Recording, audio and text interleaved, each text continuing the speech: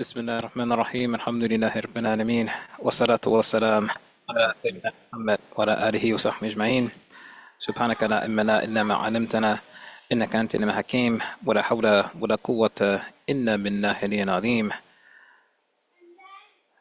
السلام عليكم ورحمة الله وبركاته. If I can just get just a few minutes just to make some adjustments, inshallah.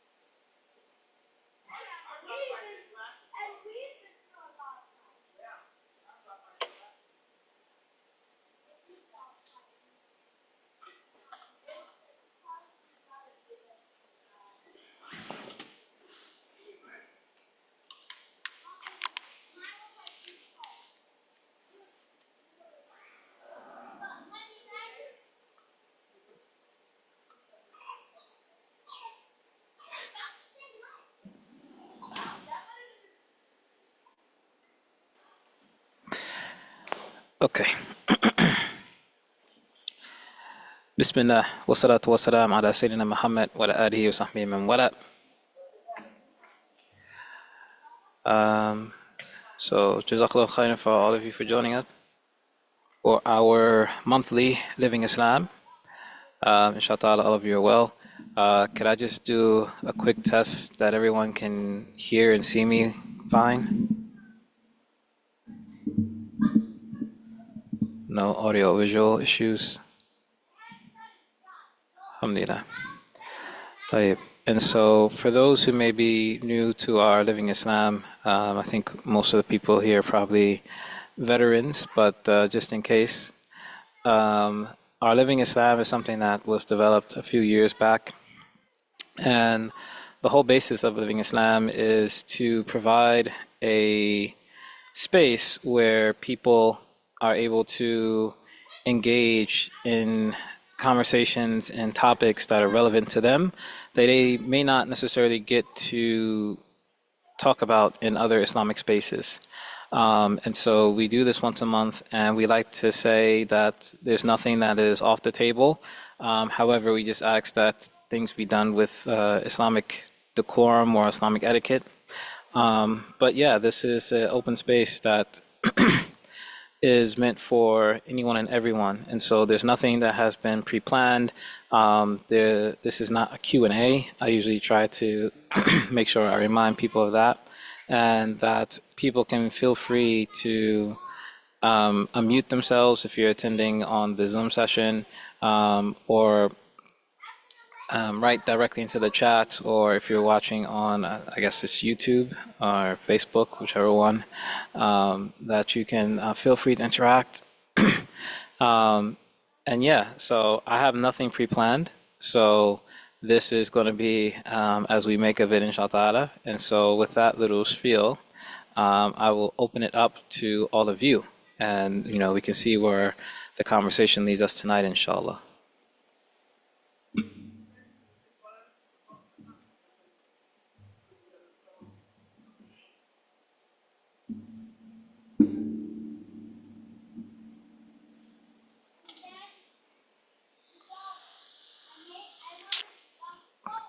Assalamu alaikum. This is Patricia. Thank you. Thank you for these classes. Sometimes I babysit for my grandson, so I can't always guarantee I'll be available for them. But the question I have is, could you tell me how to do the Witr prayer? Because the class I took earlier, it was based on the method. So I guess I'm guessing I am Shafi, and I want to know what it is, the prayer, the steps. Okay. Okay. So witr prayer in the Shafi madhab, that is considered to be a emphasized sunnah mu'akkida. However, it's such an emphasized sunnah that the teachers of the Shafi school, particularly like even some of the personal teachers I've had in Shafi fiqh, they have greatly emphasized witr to the point that you really should do your best to almost treat it like it's an obligation. And one of the reasons for that is because, for example, in the Hanafi school of law, they consider that the witr prayer is an obligation. It's considered to be a wajib, which is it's a different methodology in terms of how things are graded. But essentially, if something is considered to be a wajib, it's more or less going to be obligatory, such that a person would be sinful if they did not pray it, and they would actually need to make it up if they were to miss it. So, in the Shafi school, like I said, the position is that it's an emphasized sunnah, but it's one of the greatest of the emphasized sunnahs. The two sunnah prayers that are the most emphasized, according to the Shafi school, are the two sunnah prayers. There's two sunnah cycles of prayer before Fajr and Witr. So, in terms of its performance, the Witr prayer is a prayer that has to be prayed sometime after praying the Isha prayer, but before the Fajr prayer comes in. So sometime between Isha and Fajr is when the Witr prayer is prayed, but the Isha prayer has to have already been prayed. And so the ideal time for praying Witr is actually in the Tahajjud time. That if a person could make the Witr prayer in the Tahajjud time and make it the last prayer that they pray before Fajr comes in, that is considered to be the best way or the best time of praying Witr. However, any time after Isha is a permissible time to pray Witr. So if a person is not sure that they'll be able to wake up in the Tahajjud time, then they can pray Witr right after they finish praying Isha. And for the Witr prayer, according to the Shafi school, the Witr prayer is an odd number prayer. That's where the name comes from. Witr meaning odd in the Arabic language. And a person can choose to perform the Witr prayer in different ways. I'll mention one of the more common ways of praying it, and this is considered to be one of the more preferred ways in the Shafi school, is that a person will pray a total of 3 rak'ahs, but it will be broken up with 2 salams. So essentially what a person would do is that they would start out by praying 2 rak'ahs with the intention of it being towards the Witr prayer. And the ideal situation is that in the first rak'ah after the Fatiha, that they recite Surah Al-A'la, Sabbih ismi rabbika a'la, alladhi khalaqa fasawwa. If a person knows that particular surah, then it's considered to be good to recite that surah in the first rak'ah. And then in the second rak'ah, that a person will recite Surah Al-Kafirun, Qul ya ayyuhal kafirun. And then they would do tasneem, meaning that they would complete the prayer as a 2-cycle prayer with the tasneem, saying Assalamu alaikum wa rahmatullah, Assalamu alaikum wa rahmatullah. And then they would stand up and they would pray another rak'ah with the intention of it going towards Witr. And in that particular rak'ah, they would ideally, and when we say ideally, meaning that this is considered to be the preferred way of doing it, but it's not the only way that a person can do it. And according to some ulama, they would say that the person should not limit themselves to just doing it this way. But again, this is considered to be one of the preferred methods, is that in the one rak'ah that you pray, that after the Fatiha, that you recite Surah Al-Ikhlas, Surah Al-Falaq, and Surah Al-Nas. And then in other narrations, it mentions just reciting Surah Al-Ikhlas. And then a person would complete the 1 rak'ah with the tasneem. So that in total, it would be 3 rak'ahs. That is considered to be the preferred way of praying Witr in the Shafi school. There are other ways that a person can pray it. So for example, a person could pray all 3 rak'ahs in 1 cycle of prayer, meaning that you just have 1 tasneem. It's just that if a person were to do that, you would not sit after the second rak'ah. So this is a way that you allow for Witr prayer to be different from Maghrib prayer. And another way that a person can do it is that, for example, they can pray up to 11 rakahs, for example, of Witr. And one of the ways that they could do it is that if they just prayed in cycles of two, like two, two, two, two, meaning so you have 5 sets of 2, and then you end it with the 1 cycle to make it odd, so that it ends up being 11. If a person wanted to do that, they could do that. So there are multiple ways that a person can pray Witr, but again, the 2 and 1, that is considered to be the more emphasized way of praying Witr. And then in the month of Ramadan, in the second half of the month of Ramadan, so after the halfway point in the month of Ramadan, then it's considered to be recommended that a person do the dua qunut in the last standing before going into sajda, similar to how a person would do the qunut in Salat al-Fajr in the Shafi madhab, but that is only in the last half of Ramadan. It's not to be done any other time during the year, and so that essentially is the recommended way of praying Salat al-Witr in the Shafi'i school.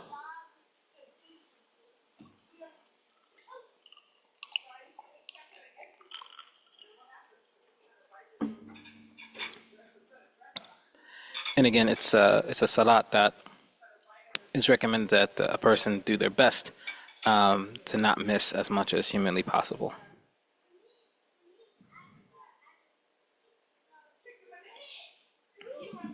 But as I mentioned, according to the Shafi'i scholars, it's not to the point of being an obligation. So if a person were to forgo praying the Witr prayer, according to the Shafi'i school, they would not necessarily be sinful. However, they would have missed out on a tremendous reward.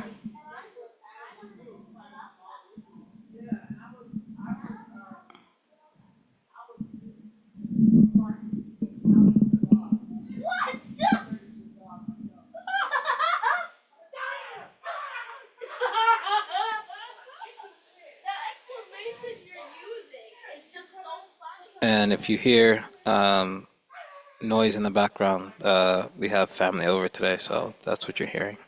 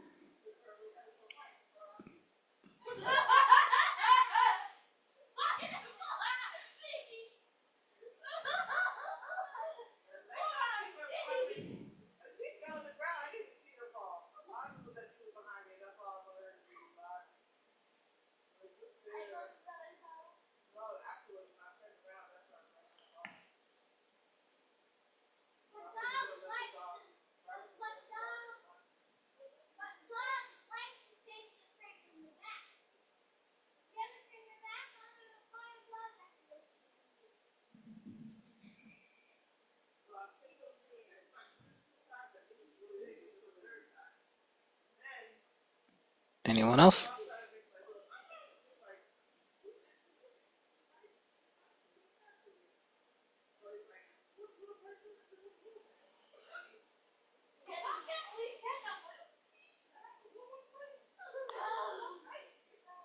أهلا وسهلا مرحبا.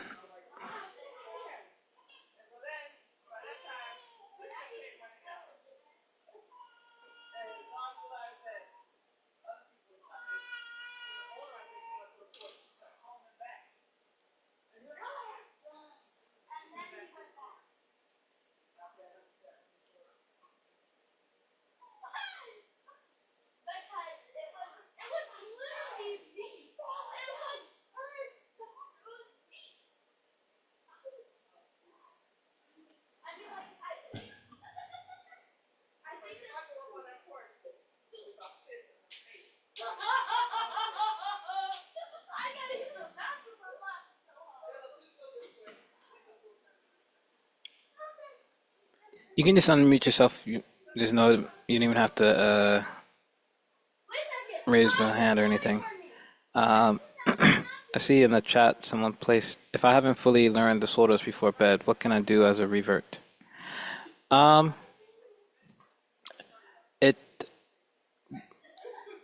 So the reciting of different surahs before going to bed is considered to be a recommendation. It's a sunnah.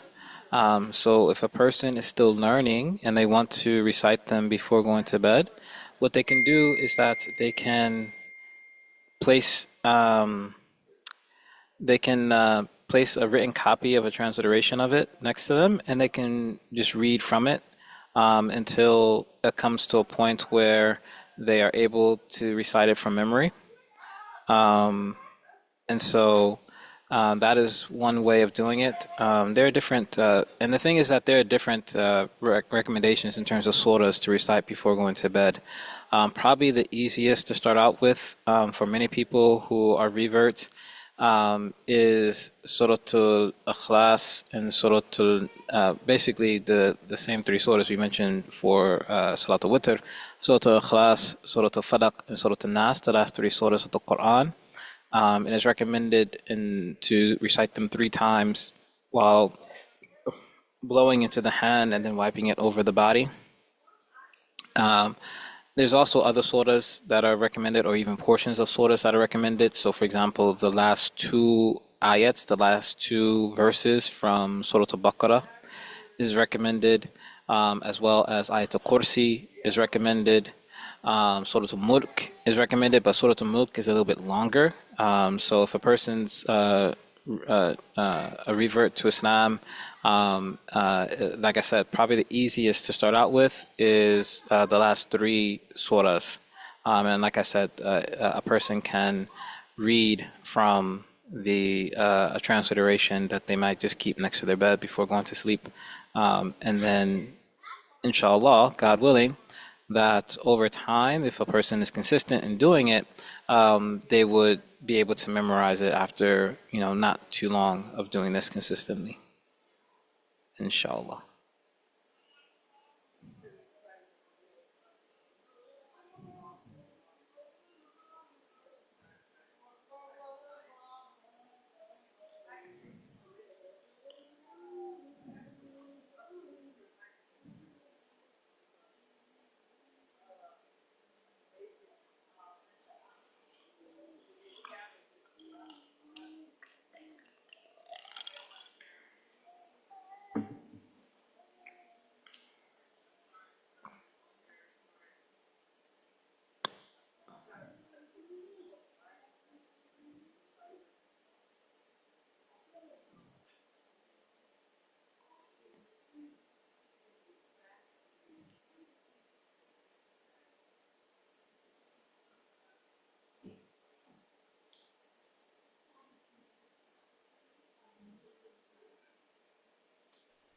Assalamu alaikum. This is Patricia again.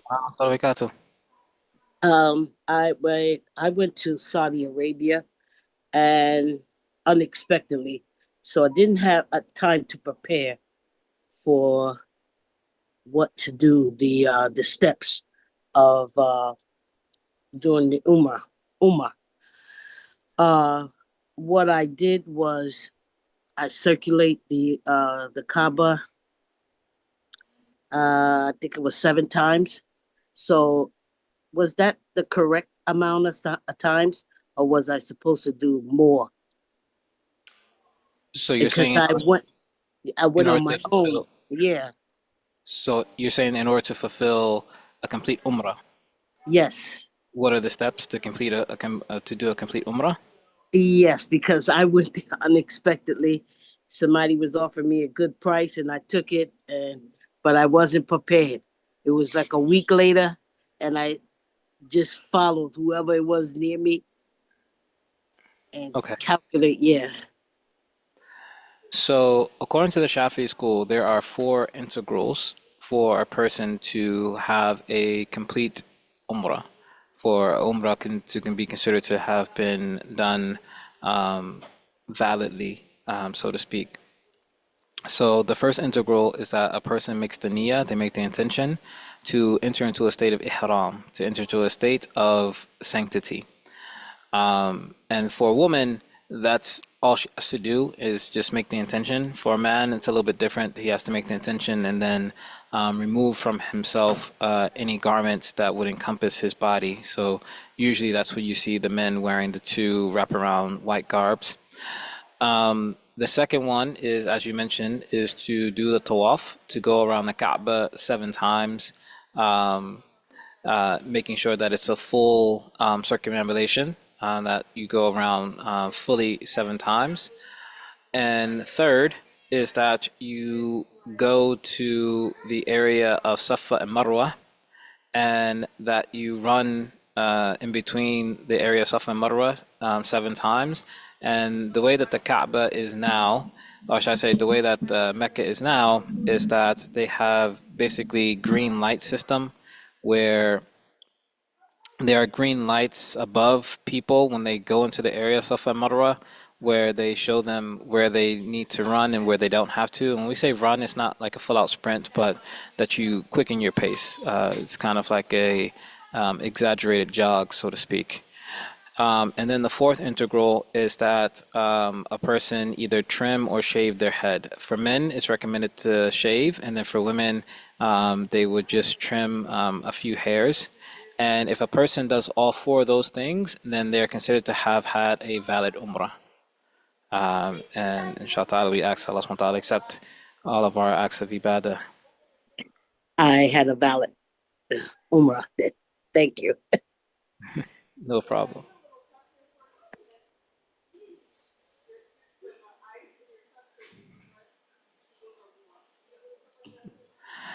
It's funny. I kind of wish I had one of the students at the university that I work at. He's going over Shafi fiqh with me, so I almost wish he was here so I could have given him that question and see if he would have answered it.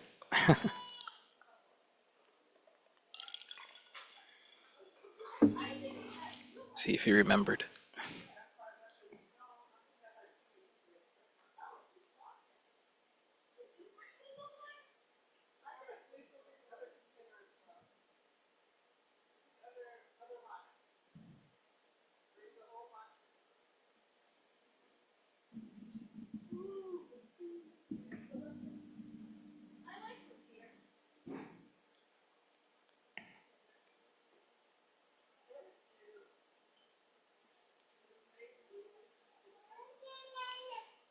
So where's everyone coming from? Is everyone on the East Coast?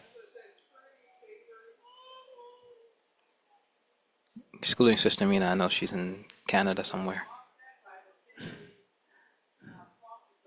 think it was Toronto. Yeah. Ha. Toronto, most people. It's like the only place I know in Canada. Toronto, and I know of Ottawa. I just know it's cold. New York, may Allah have mercy upon you and help you. It's always my little dua slash joke. I know some people love New York, and I just am not one of them. My father is a New Yorker, so to speak. One of the reasons he said that he's always lived in New Jersey is because he always wanted to have access to New York without having to live there.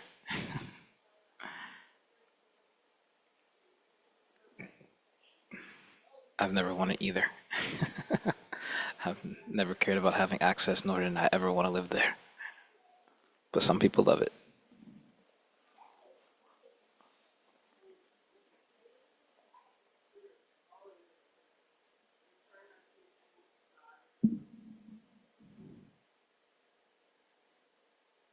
Another person on YouTube from New Jersey. I have a thought of who that might be. And I'm also not necessarily the biggest fan of New Jersey as well, even though I spent most of my life in New Jersey.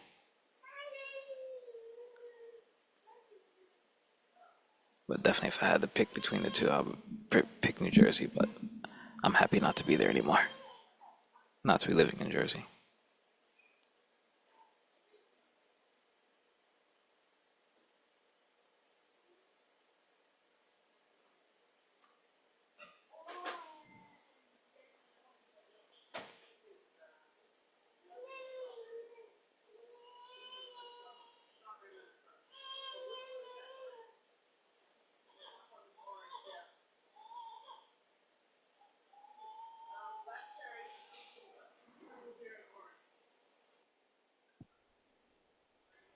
Assalamu alaikum warahmatullahi wabarakatuh. وعليكم السلام ورحمة الله وبركاته. So I think I have two questions, maybe just one. So with Ramadan quickly approaching, I know for Taraweeh prayer, we're allowed to use cell phones or whatever during the Taraweeh prayer to follow along. Um, but is there ever a time you can use a phone for prayer? Like, so I'm trying to learn new stories all the time. And obviously, sometimes I think I got it right, but I don't know. And if I don't have my phone, I can't check. So is that ever permissible? So the ulama, they've differed upon this. So some ulama have said yes, some have said no. So for example, the ulama who go based upon the Shafi school methodology, for example, they've said yes, you can. While, for example, ulama who go based upon the Hanafi school methodology, they said no, you cannot. So there's a difference of opinion in regards to whether or not you can read from something while in the salah itself.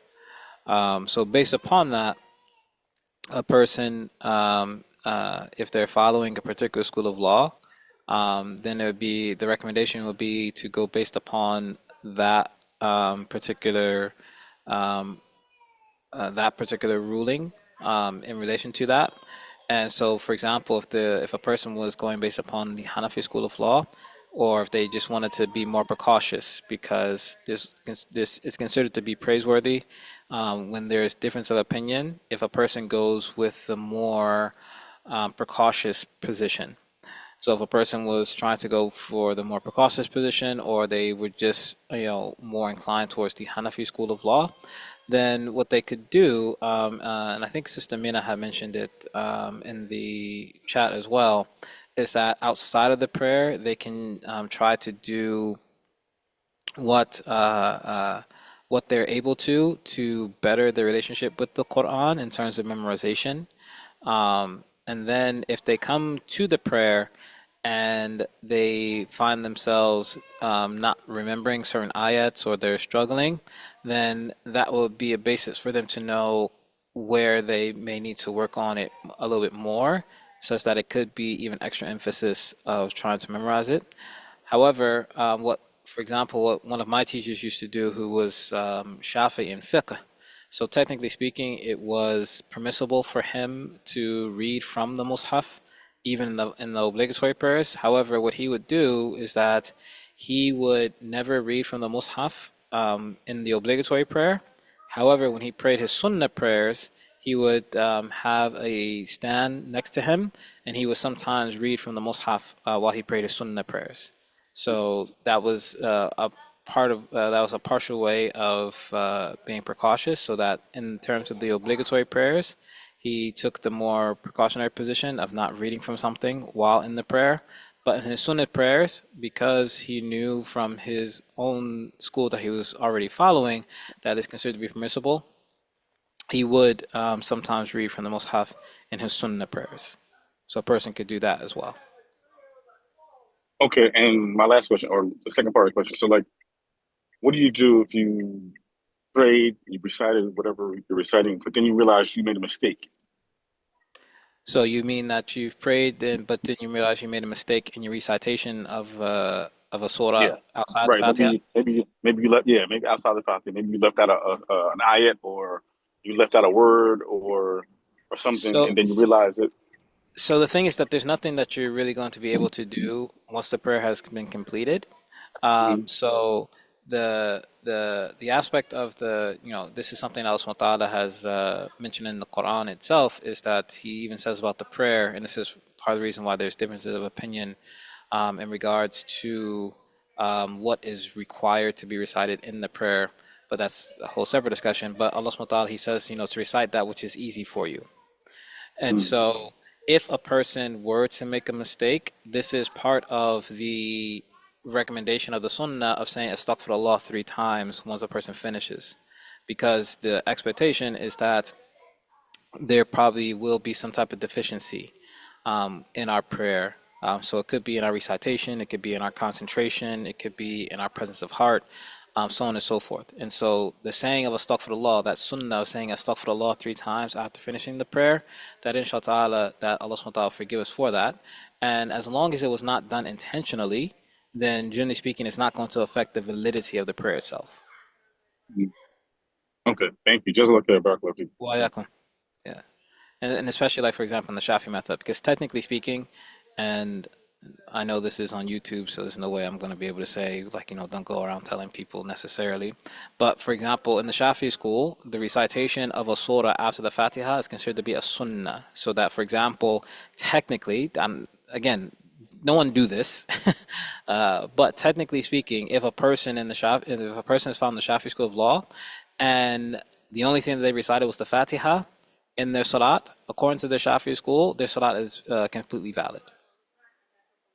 Like they would not have to do a sujood sahwi, they would not have to repeat the prayer, nothing.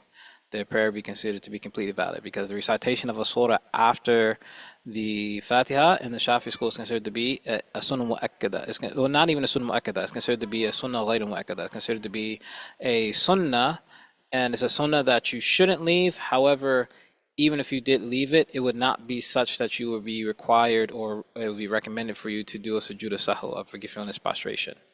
So again, as long as a person is not intentionally reciting the Quran incorrectly, then it's not going to be an issue in terms of the validity of the prayer.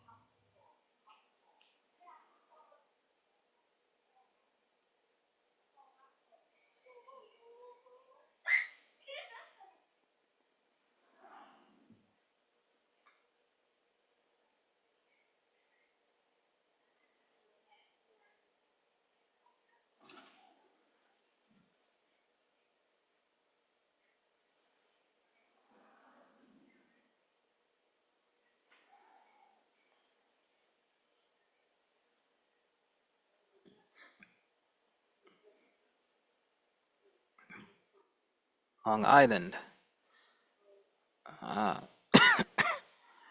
So you kind of way up there.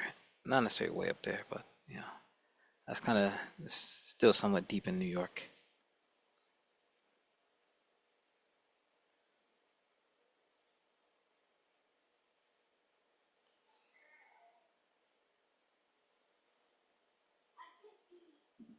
So I guess I might need to be careful about what I say about New York. Seems like I'm outnumbered.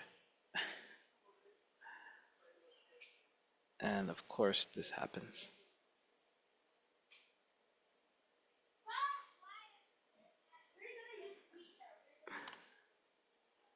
One second.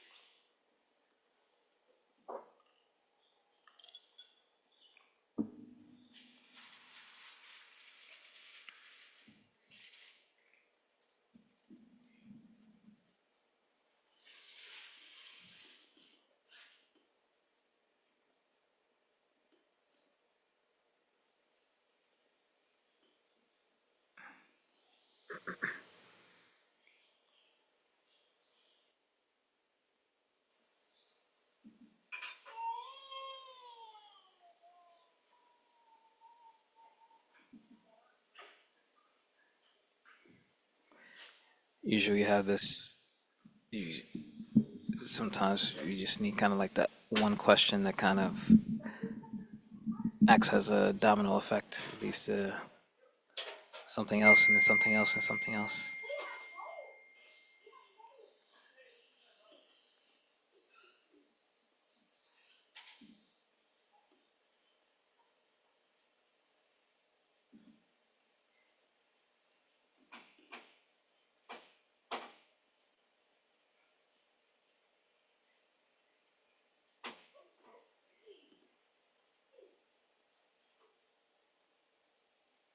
Inshallah, everyone is prepared for Ramadan as well. And also, inshallah, everyone is prepared for this blessed month of Rajab that we have just entered in. Actually, should I say, we are waiting for confirmation if we've entered into as of yet. The last I checked, there wasn't an official confirmation, if not, if Rajab had entered or not. But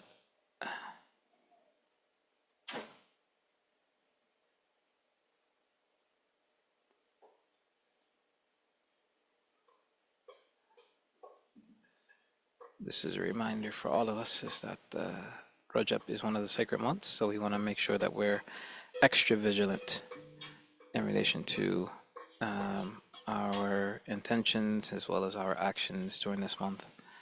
And with Rajab being here, Sha'ban is going to be right after that, and then Ramadan. So this is why usually many people will hear people saying the dua, Allahumma barak lana fi Rajab wa Sha'ban wa balaghna Ramadan. Oh Allah, bless us in the month of Rajab and Sha'ban and allow us to see or allow us to obtain unto Ramadan. So may Allah subhanahu wa ta'ala make it so. But we're still waiting for confirmation if anyone has sighted the crescent moon.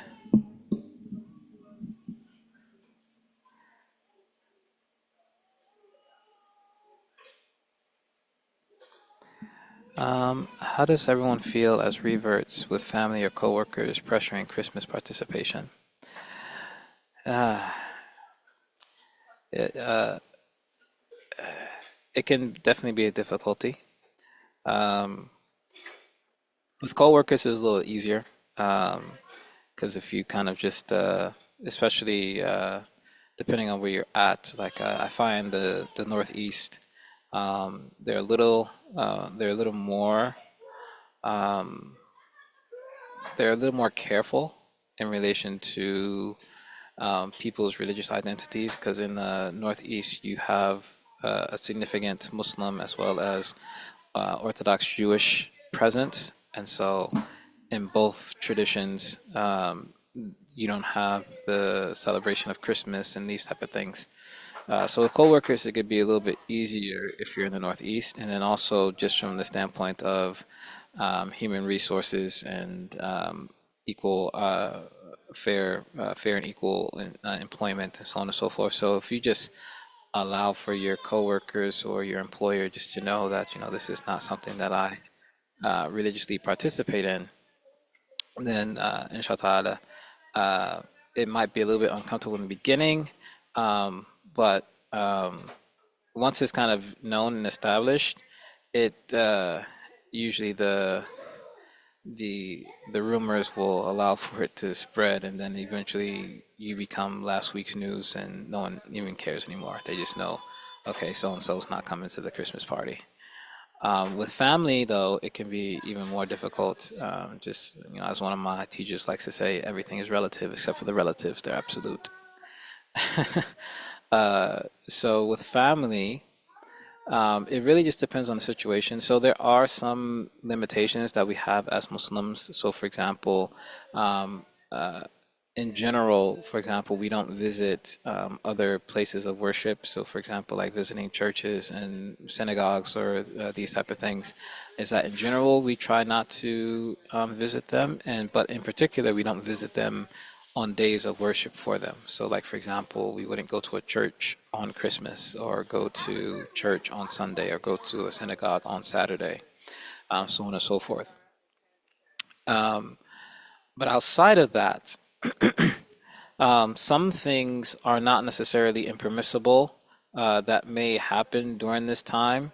And so within those areas where it is permissible, then particularly with family, you can give them that leeway. So for example, some people, they don't know, like, 'cause, for example, some people ask the question, can I accept a gift from a family member that they give me for Christmas? Like, they're giving me this gift specifically because they're celebrating Christmas. And the answer to the question is yes, is that you can accept a gift from a person, even if they're giving it to you as a Christmas gift. There's nothing in the Sharia that says that you cannot accept a gift, as long as it's not something haram, like, if they give you a bottle of alcohol. Even in that case, like, for example, I remember when I used to work in corporate America, it seemed like the number one gift to give anyone was a bottle of alcohol. Like, it's the only thing that, adults give each other once they reach 21. It's like, oh, here's some khamr. But in any case, but like, even like if someone were to gift you a bottle of alcohol, you know, just out of a sense of da'wah, in terms of like not hurting their feelings, like in the midst of them doing it, is that, you may not necessarily say anything to them at that point, but it wouldn't be something that you'd be able to keep. So like, if they gave you a bottle of alcohol, you would just, throw it in the garbage or something like that. Um, However, as long as it's something that is permissible, you can accept a gift from a family member if they're giving you a gift for the Christmas holiday. So, for example, my grandfather, generally speaking, since I was, old enough to remember, has always given me something on Christmas because, my grandfather is not Muslim. May Allah guide him to Islam. But my grandfather's not Muslim. And so, he regularly gives my family gifts at Christmas time. Um, so that would be permissible. To visit family during this time, because sometimes it's easier to be able to see family members and things like that during this time. And so, my general way that I do things, so for example, sometimes is that usually I will not go and visit a family member on the day of Christmas, for example, but maybe like the day before, or the day after, something like that. Then I would possibly go and visit a family member. Like I remember my aunt had a gathering. This was some years back at this point, but one of my aunts had a gathering on Christmas Eve, basically. And so I went to that gathering. In particular, one of the reasons why I went to the gathering was because one of my cousins, who I don't necessarily see that often, was going to be there. So I went from that standpoint. And then if you are going to be at a gathering based upon family, then as one of my teachers had said, is that what you can do is that you can make the intention of trying to keep up family ties and trying to strengthen family ties, and also have the intention of da'wah, that you're going to try to be a good example of Islam for your relatives, so that inshallah they may be inclined towards Islam, and the like. But it's a situation where, again, there are certain things that are not considered to be permissible, and so in those areas, sometimes it could be uncomfortable. But if you just make if you just let it be known that, these are the areas that you're not necessarily comfortable with, or that you're not going to necessarily be able to participate in, but, what can we do outside of these things, then that's perfectly fine. And then another thing, to kind of like keep it a situation where your family can feel that, they're not, kind of quote unquote losing you, whatever the case may be, is that when the Muslim holidays come around, so for example, the two Eids, is that, these are times that you can invite your family over, that you can give them gifts and so on and so forth. And then you could say like, hey, look, you guys got Christmas and that's once a year, but we got two Eids. So, we get double, you can get double the gifts from us or whatever the case may be. But, so it's one of those things of having your healthy boundaries, but also being diplomatic and trying to still give your family opportunities that that you can all be together and have good relations with one another. I don't know if that helps, but inshallah, if anyone has any other advice or things that they would like to share, please feel free.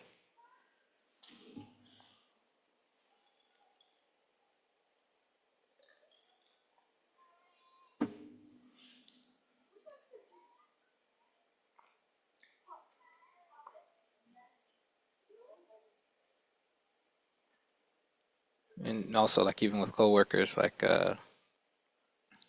one of my coworkers, I have more than one coworker. They've given me things at around this time, and like, so for example, one of the things I did last year was that at Eid time, I had purchased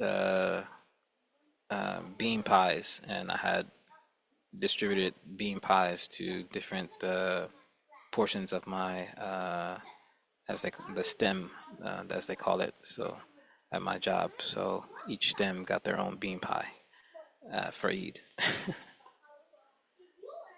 And so, these are just, some of the ways that I've tried to engage with it. Mama, can I roller skate with Mohammed's roller skate? Mama, Um, can I roller skate on Mohammed's roller skate? Many people say Merry Christmas instead of having to go into a discussion that I don't celebrate with a stranger. I just answer with Happy Holidays. But I saw on Instagram, I forget which scholar, that it could be permissible to say Merry Christmas back. Is there a difference of opinion on this? I mean, this is funny. Me and my wife was having this discussion a couple of days ago. Like, for example, like, I personally don't like to say Merry Christmas and the like. And yes, I know that there are, different individuals who have given opinions that saying Merry Christmas is not necessarily impermissible and so on and so forth. However, yes, there is difference of opinion in regards to it. Some scholars are more conservative in this, and some scholars are more laxed in it. And so when you have an area of difference of opinion, in general, what this means is that you don't do any type of inkar. You don't have a bad opinion of a person that takes one opinion over the other. And so it's one of those situations where it's not necessarily a clear-cut discussion. So, for example, scholars who say that you cannot or that you should not say it is that even the concept of Christmas is not just that it's associated with something that's not correct about Isa alayhi salam, but that also it's also pagan in its origin. Is that the concept of Christmas comes from the winter solstice, and so because of that, um, uh, some scholars mention about the aspect of it um, being involved in the in some aspects of paganism and so on and so forth. And so it's one of those things where if you want to be more precautious, then you can say, may you have a blessed weekend or blessed blessed week or something like that. But again, it's a situation where we wouldn't necessarily do inkar on someone who takes the position of someone else that we may or may not agree with. And so, Allah knows best. What can a person do as far as trying to maintain fasting if I need to take medicine daily? So, if it's a situation where a person is medically unable to fast, then this is a situation where a person would be excused in that type of situation. And so, this is one of the wisdoms of Allah subhanahu wa ta'ala, allowing for there to be various ways of worshiping Him.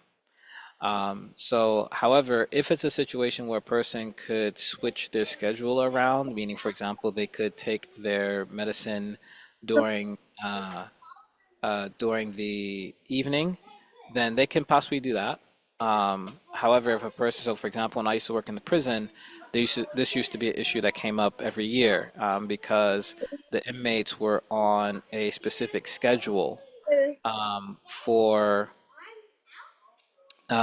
their getting their medicines.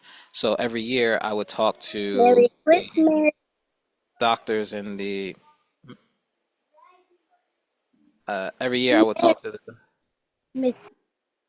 every year I would talk to the doctors and the nurses, so to try to figure out if we Christmas, can switch dear. around the schedule for some of the inmates, so that um, so that they will be able to maintain their fast but still receive their medication. However, if a person is in a situation where they can't do that and they have to take the medication, then again, this is part of the benefit of Allah subhanahu wa ta'ala allowing us to have various methods of being able to worship Him. And so, a person, if they're not able to fast, then maybe they increase in their sadaqah, or maybe they increase in khidmah, in service of others, or maybe they increase in supererogatory prayers, or maybe they increase in reading about the Messenger of Allah, or maybe they increase in sending salawats upon the Prophet. But essentially, what we're saying is that if there's an act of worship that we may not necessarily be able to engage in, Allah subhanahu wa ta'ala has made other avenues that we can still gain the closeness to Him. And so this is how one of our teachers, is actually, some of you probably know him, Ustadh Muhammad Mendez. One of the things that he had said to, I forget if he said it to me or a group. In any case, something that we've taken from him is that one of the things that we never want to mistakenly do is to come to the point of worshiping worship, meaning that worship is not sought out in and of itself. Worship is a means. Worship is a means of getting closer to Allah subhanahu wa ta'ala, and that is the ultimate goal. So if we're not able to do a particular act of worship, that as long as as long as it's not from a standpoint of like laziness or being deficient in our acts of worship, meaning like there are acts of worship that we have to do, but we're saying that if it's something where we're not able to do because of, for example, medical situations or anything else, then that is not like that is not the end all be all, because the worship itself is not what is sought out, but it's the closeness to Allah subhanahu wa ta'ala through that worship that is sought out. And so Allah subhanahu wa ta'ala, He's varied the ways that we can worship Him. And so this is what we mean and why we say that we don't worship. And so in the case where a person is not able to fast, then there are different means by which a person can still gain nearness to Allah subhanahu wa ta'ala. And so that's what a person can try to do if that is the case. But again, if it's a situation where, for example, they can switch their medicinal cycle to be at night, or like for example, if it's specifically in the month of Ramadan, if they are able to postpone the taking of their medicine to not necessarily take it in the month of Ramadan and to take it after, then that's a possibility. But in general, what would happen is that ideally a person can consult a Muslim doctor and ask them if they are going to be capable of fasting or not. And if they're told that they are not capable of fasting, meaning that it will be a harm to them, then they are excused from the fast and they can take any other means of still gaining nearness to Allah subhanahu wa ta'ala. This is like, for example, what some of our teachers mention in regards to, for example, when a woman is experiencing her menstrual cycle during the month of Ramadan, is that a woman should not feel that is taking away from her ability to connect to Allah subhanahu wa ta'ala during the month of Ramadan, but rather her way of getting nearness to Allah subhanahu wa ta'ala during that time of her menstrual cycle is by abstaining from the fast, because this is something that Allah subhanahu wa ta'ala has commanded her to do. And so her following that command by not fasting is her means of getting nearness to Allah subhanahu wa ta'ala. And again, she can do other acts of worship that can still gain her that nearness to Allah subhanahu wa ta'ala. So again, the aspect of worship is not seeking out worship in and of itself, but the aspect of worship is that we look at it as being a means of getting close to Allah subhanahu wa ta'ala. That helps a lot. I just started a new job and they keep trying to get me involved. I love the job because I'm a case manager for the seriously mentally ill. May Allah subhanahu wa ta'ala increase you because mental illness is unfortunately only recently becoming more of a serious matter that people are truly divesting the amount of resources that is truly needed in it. So may Allah subhanahu wa ta'ala increase you in that and make you a means of benefit within the field. Every Friday I get to offer veggie pizza as fellowship for Friday. Yeah, I mean, uh, any ways that we can engage with people in a good way, especially in the times that we're living in now, where people are, trying to say how evil Islam is and how evil Muslims are, and so on and so forth, and Muslims need to go back home. Like, it's always funny to me when I hear those type of things. I'm like, so what would you say about me? Like you kind of say like, we need to deport Muslims. It's like, where are you going to deport me to? You're going to send me back to New Jersey? like like I'm a born Muslim, I'm a born American Muslim, and we're talking about generations because I'm amongst those who are from the slaves of Africans who were brought to America against their will. You know, I can only trace my lineage back to my great grandfather because of the slave trade and so on and so forth. So like, no one can say that I don't have a right to America. And so, but in any case, what I mean by saying that is that, because of all of the negative things that people are saying about Islam and the negative publicity that Islam is receiving, and unfortunately the things that people are doing in the name of Islam that have nothing to do with Islam, we are at a juncture where we truly need for as many Muslims as possible to really show prophetic characteristics and prophetic etiquette so that people can see the beauty of Islam. And one of the easiest ways of doing that is just to follow the prophetic guidance by خلق الناس بخلق حسن. Treat people with beautiful character. That essentially everyone around you should, feel like they are the luckiest people in the world that they have you as a neighbor, as a friend, as a co-worker, and so on and so forth. Now I'm not saying that you're going to necessarily like be the life of the party, so to speak, but essentially what I mean by saying that is that we should be trying to treat people in the best manner possible beyond what they would normatively expect.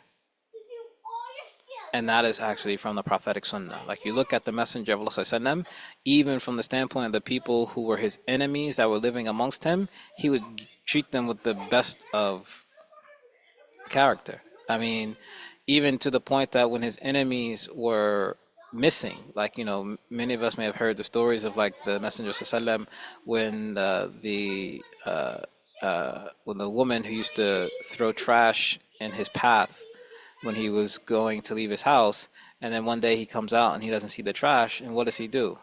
He asks, what happened to the woman?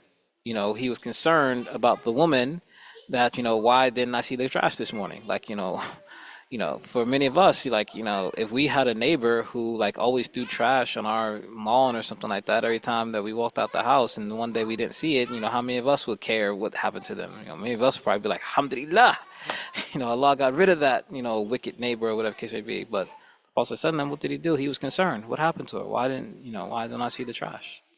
Like, he wasn't even thinking about the evil that she did to him. He was thinking about, is something wrong with her? Did something happen?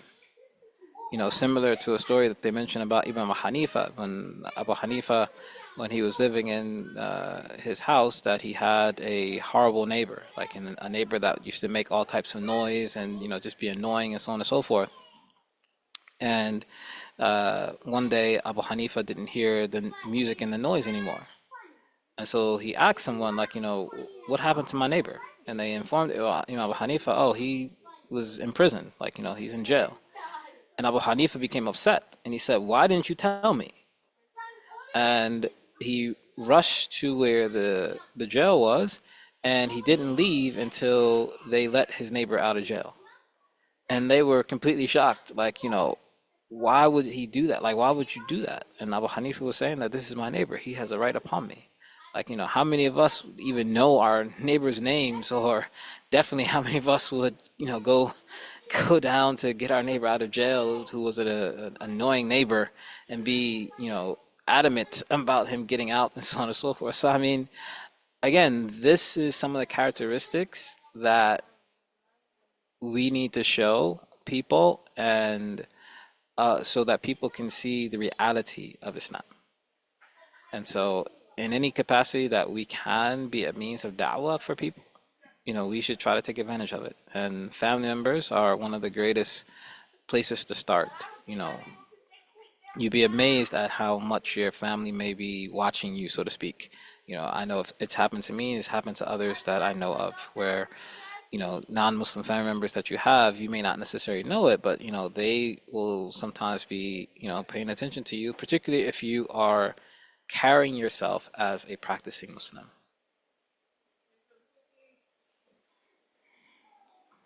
Wallahu alam.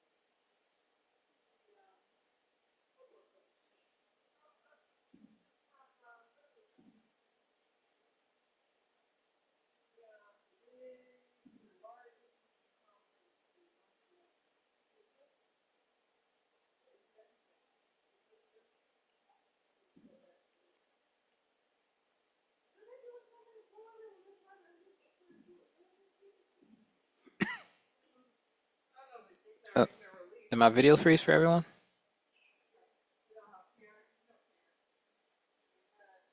Okay. Sorry about that.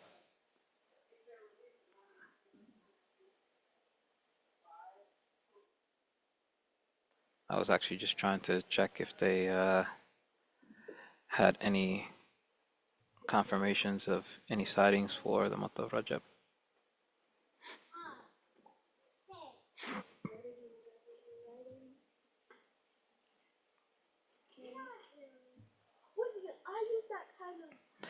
But it's looking like it might not be until tomorrow night, being the first night of Rajab. But Allahu Alam.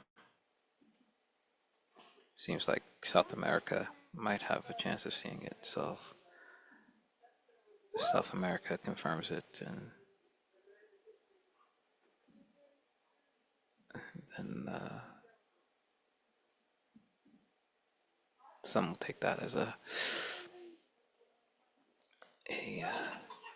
valid sighting.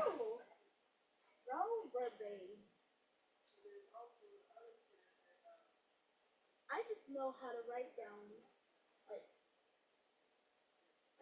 words and letters and that.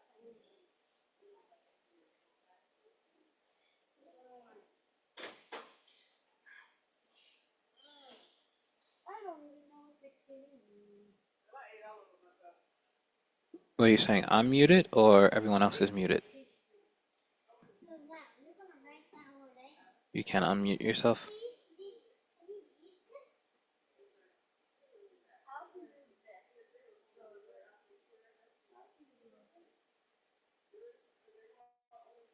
Can everyone hear me? Oh, you can unmute? Give me a second.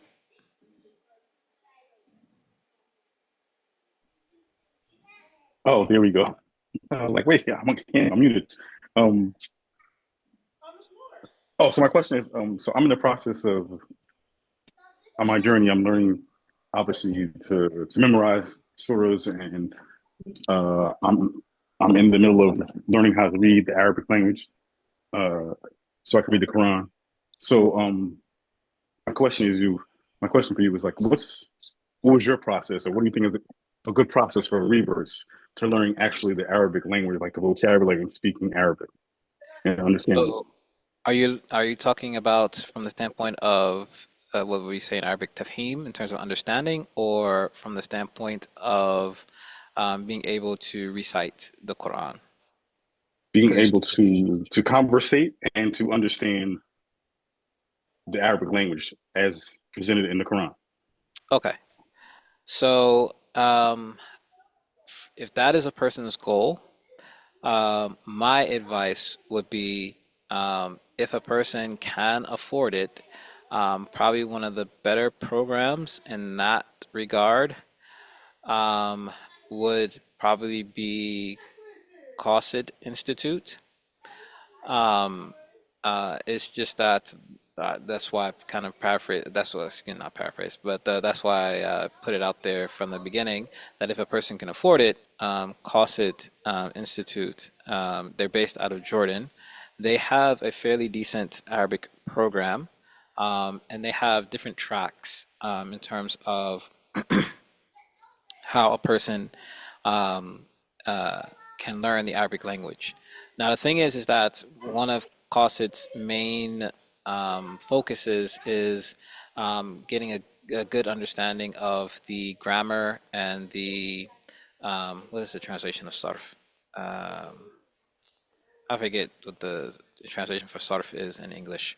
But essentially, so essentially, when you study Arabic, one of the two major sciences of Arabic is morphology. Thank you.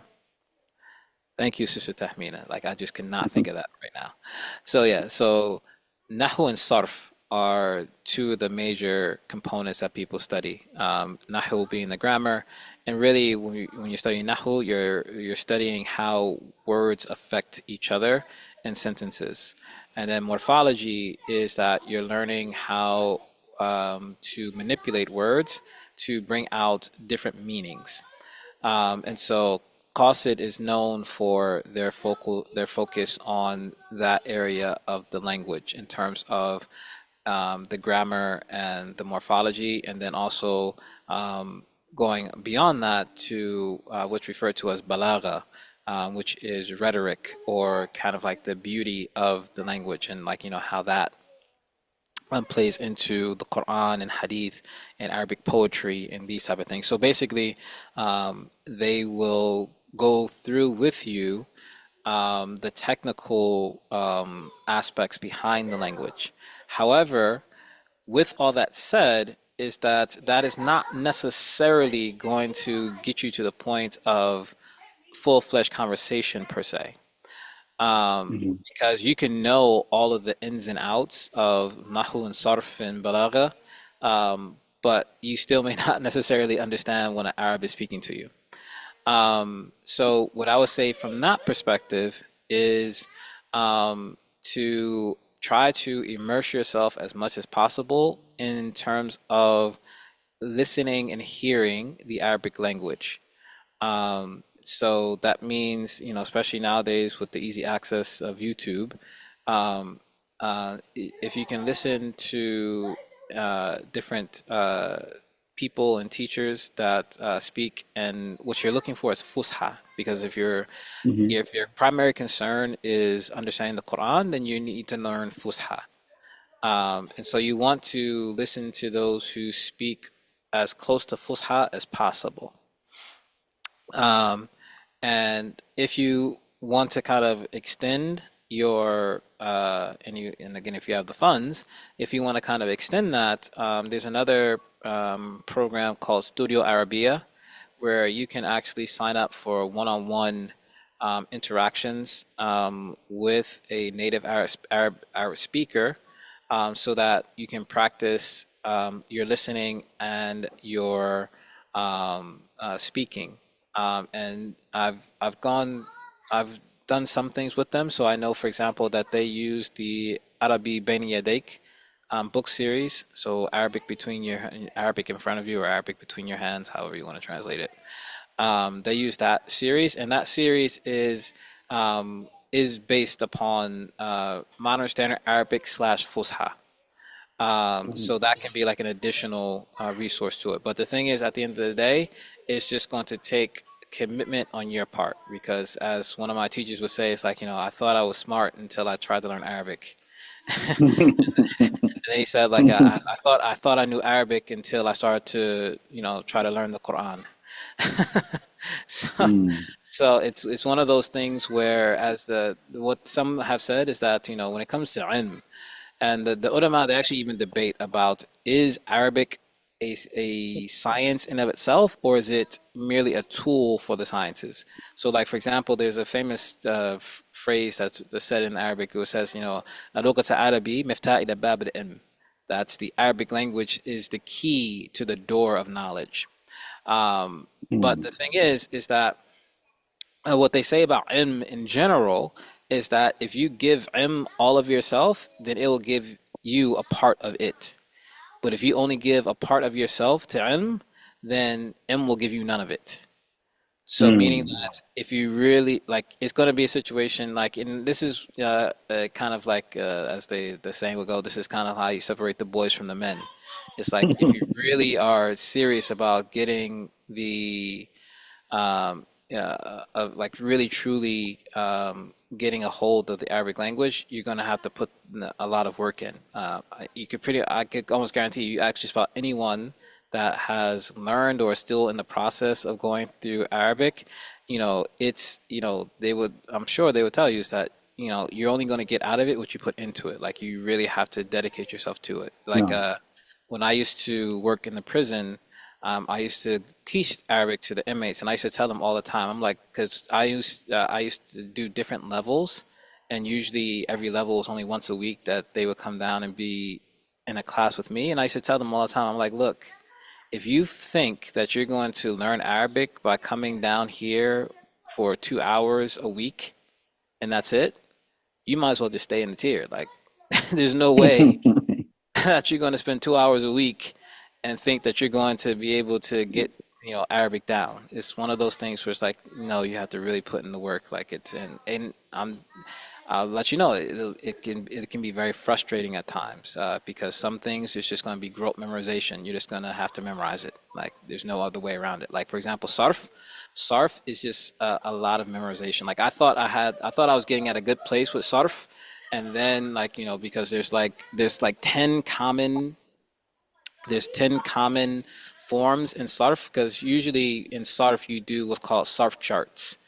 Let me see if I can actually just so that people kind of like can see what I'm talking about. Um, Okay, so while you're doing that, so my situation is I'm a little bit older, I'm in my 50s, mhm. and I'm just trying to make the next step in my journey. You know what I'm saying? I don't have no dreams of being, an Arabic or expert, but I do want to be able to pick up the Musaf and know and read it with some sort of proficiency and know what I'm saying. You know what I'm saying?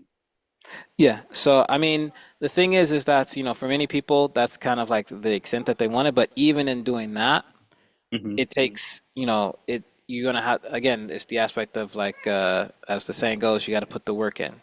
Is Right, that right, right. so? Because the thing is that uh, any type of language, it's always going to be something where, oh, here we go. Well, this is probably a better one. It keeps taking me to Pinterest, and you can't see it. I'm trying to find a good example of the 10 form soft chart. Okay. And do you think it's better to learn from a native Arabic speaker or someone who No, speaks English or grew up speaking English but learned Arabic? if you can learn from someone who speaks English, or if it's going to be a native Arabic speaker, someone who's actually formally studied um, Arabic, like not just someone like don't just get Fulan just because he's from Egypt. Mhm. And the reason why I say that is because the speaking Arabic is much different than Quranic Arabic. Like there's a Right. difference. So like Right. if you told me that your goal was to just be able to speak to Arabs or like to sit and lecture that's in Arabic, then I would say, just keep listening to different Arabic speaking people until you kind of get it. But Mm. that's not the way that the Quran is that's not how the Quran um all right. Hopefully this will stay up here. But that's not the way that the Prophet ﷺ spoke Arabic. That is the way that people today speak Arabic, but that's not the the way the Quran is revealed. So can you see my screen now? Yes. Yeah. So like this is the 10 form chart. This is like and this is kind of like the basic of it. But like, so basically what you have is you have the Maldi, which is the past tense, you have the Mudari, which is the present future tense, you have the Amar, which is the command, you have the Masdar, which is the verbal noun, you have the Ism Fa'il, which is the doer of the action, and then you have the Ism Maf'ul, which is the thing that the action is done to. And this is not even the complete chart. But and then you have these different forms. So you have form one, form two, form three, so on and so forth. So you have, for example, fa'ala, fa'ula, fa'ila, which is form one. Then you have fa'ala, you have fa'ala, af'ala, tafa'ala, tafa'ala, infa'ala, ifta'ala, if'alla, and istaf'ala. And so basically, you would memorize this, and you would memorize it for all the different forms. So you would go down, memorize all these past tense, and all of these have like different meanings that they have to it. So for example, you would put a verb into this. So for example, the default that they use is the word fa'ala. But for example, if I were to take the word qatala, which means to kill, and I should probably find another word to use because in Arabic, like you can, yani these were people who are shadid, yani like I remember someone they put up a meme or a post or something like that, and anyone that studied Arabic, they would be the ones that would get this joke. But someone had put up a post before. They had said that I'm starting to question the validity of this Arabic book because I'm already halfway through it and Zayd hasn't hit anybody.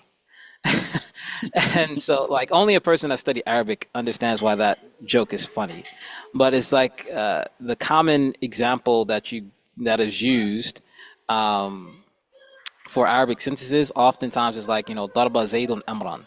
That's and basically what that translates in English as is Zayd hit Amr. And the thing is that like that's like the common example that you have to kind of give you the example of like a verb, a doer of a verb, and the receiver of the action of the verb. But like you look at other examples in Arabic, a lot of them are violent. It's just kind of like, why are all the examples that we use for Arabic always violent? And so I'm laughing at myself because I'm about to use the example of qatala, which qatala means to kill. So, but like for example, in form one with the verb qatala, it just means to kill. But if I transform that verb into the second form, which is qattala, which has a shadda on the middle letter so that you double it, qattala, then that becomes massacre. Or if I say the form three, qatala, that means to fight. Two people are mutually fighting, and so on and so forth. So you can see how like you can get different meanings by memorizing this sarf chart, and that will help to increase a person's Arabic vocabulary. However, the reason why I had mentioned this before is that this is kind of just like the basic sarf chart, so to speak. However, this is not the end-all be-all when it comes to the sarf charts. So, for example, in my own personal studies, we're doing higher levels of Arabic. So, for example, like I said, that 10 form, that is kind of like the basic one. But technically speaking, and if I can share my screen again, technically speaking, there is considered to be at least 35 forms. So this is kind of like that SARF chart, and expanding it to like the full length of it. So like we went through the 10, so but technically speaking, you have more than that. So like up to form 14, that is like what will be included in that initial soft chart that I showed you. But then you have what's referred to as the rubai, which goes into uh, these additional. Excuse me. So the first 18. Sorry. And then you go into the rubai, where you get these forms. They're rarely used, but they're still a part of the language. So you get to like fa'lala, o faw'ala, o fay'ala, fa'wala, fa'yala, so on and so forth. But again, the aspect of it is that this is just going to be rote memorization, and different people are at different levels with memorization. For some people, memorization is easy. Some people, memorization is difficult. But it's a situation like the reason why I went through like this long, drawn out answer to what you are initially asking in terms of Arabic is to say that no matter what your intent behind it is, it's going to be something where you have to dedicate yourself to it.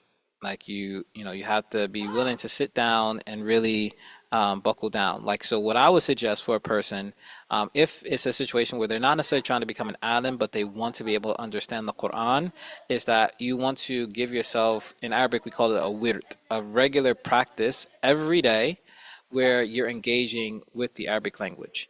Even if that's just, for example, like if you were to take up Qasid or Studio Arabia, or even, for example, Seeker's Guidance. Seeker's Guidance has an Arabic program that they have now that is free.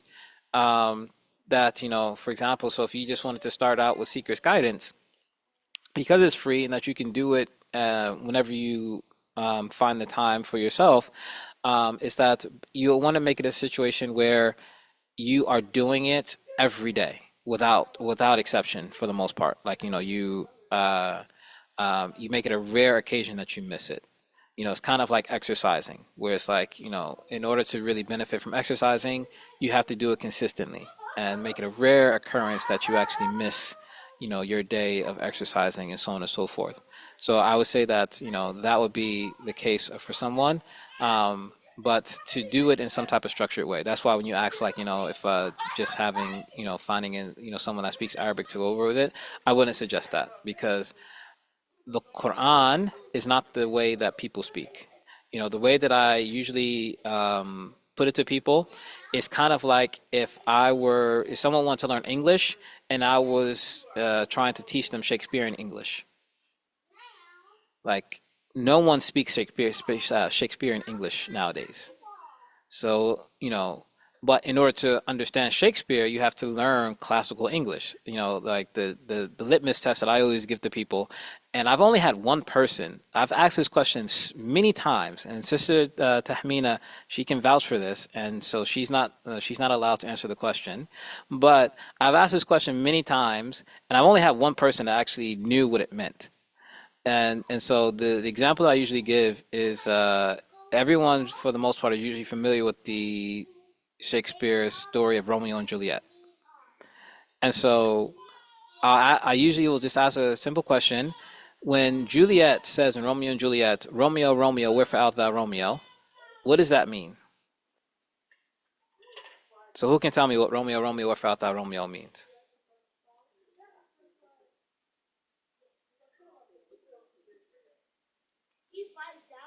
Anyone? It's English. So now that I've kind of... Where are you? She's calling out to him. Anyone else?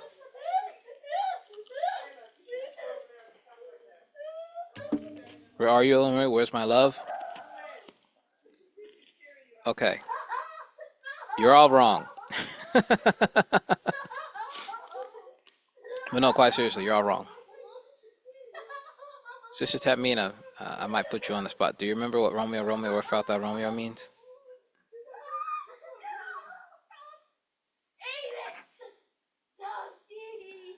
Yes, so Sister Tahmina, she answered it correctly. When Juliet says Romeo, Romeo, wherefore art thou Romeo, what it meant in terms of Shakespearean English, meaning that the English, the poetic English that they use at the time of Shakespeare, it means, why are you Romeo? Because this was a time, the story of Romeo and Juliet is what? Is that Romeo and Juliet want to be together, they want to be married, but their families are feuding with each other, so they'll never allow it. So, yeah, I know, that's why I said that you can't answer it, because I know that you've been with me when the answer was given. So it's kind of cheating. But, but yeah, but from the standpoint of Shakespearean English, that's what it means. It means, why are you Romeo? Why are you from the family that you're from, such that we can't be together?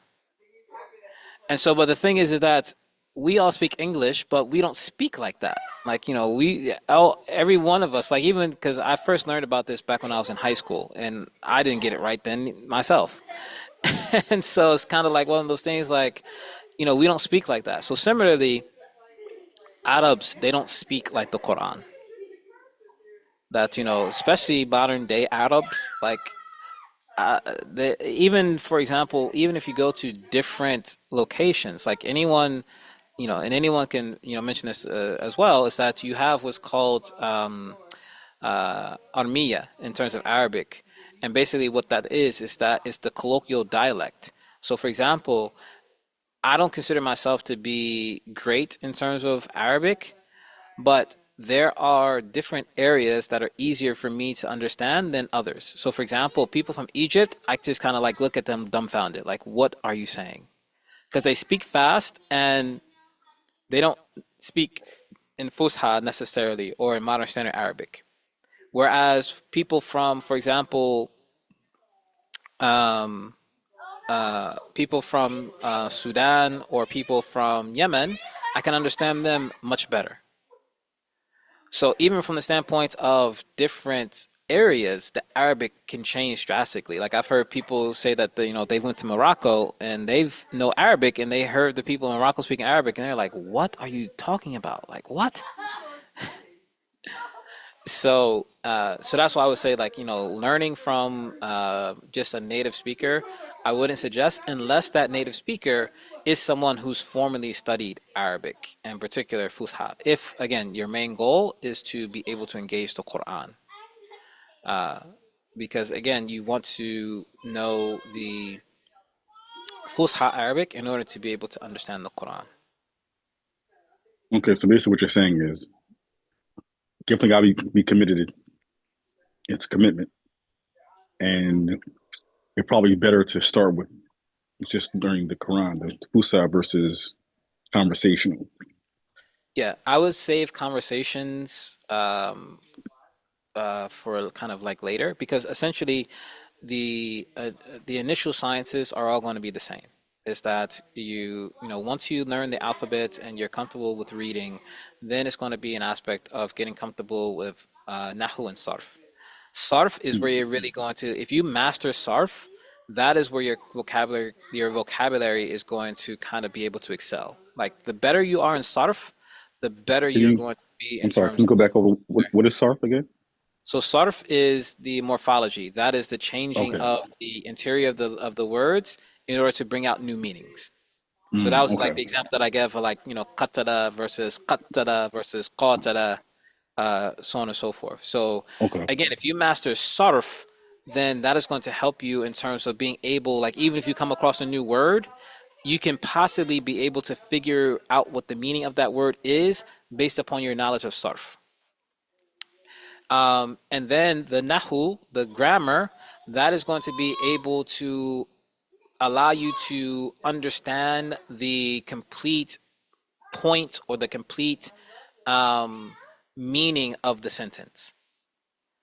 Because generally speaking, nahu is looking at the structure of the sentence and how that structure brings about different understandings of it. So basically, like, what is the main point of this sentence, and what does what connects to what, and what is acting upon what in this sentence, so on and so forth. Like basically, like, if you master nahu, it's like you'll be able to break down an Arabic sentence better than an Arab could, so to speak. And the thing is that when you apply that to the Quran, then at that point you're going to be able to, really kind of see all the subtleties. Like, it's one thing for someone to say that, the greatest miracle the greatest miracle of Islam is the Quran, because of the because of the miraculousness of of the language. But until you can kind of like really look at the sophistication of the Arabic language, you really can't see how miraculous it is. And also, it's going to be a situation where you're kind of like missing out. So this is why, like, an imam from Georgia some years ago has said to me, it's like, as long as you never learn Arabic for yourself, you reading a translation is always going to be like having never tasted an orange and having someone describe to you what an orange tastes like. So it's like, that person, they may be the greatest descriptor in the world, so maybe you can get close to what understanding of what an orange tastes like, but you'll never truly know what an orange tastes like until you're able to bite into it yourself.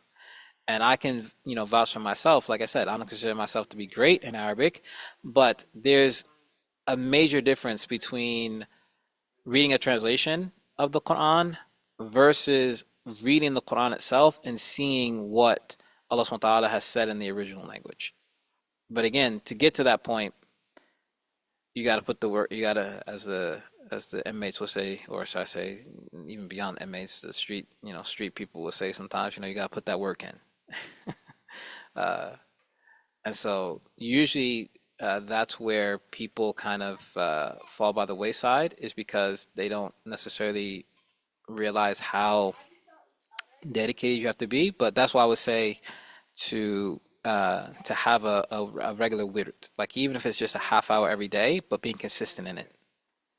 That if you can consistently give a half hour every day to your Arabic journey, then you'll be amazed, because a half hour every day added up over a year, how many hours is that?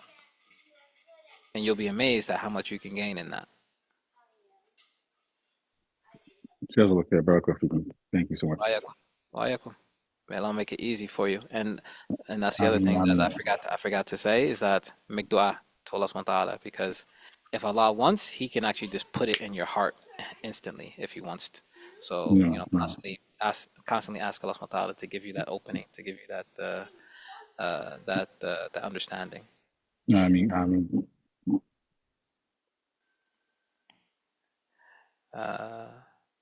Yes, so the Hajj is to what is present day Saudi Arabia. Previously, it was just known as Arabia. Then the Saud family took over, so now it's known as Saudi Arabia. But yes, it's in present day Saudi Arabia. And in order to enter into the sacred precinct, so the Haram, a person has to be Muslim. But in other places within Saudi Arabia, non-Muslims can go. But it's the sacred precinct itself, a person has to be Muslim to enter.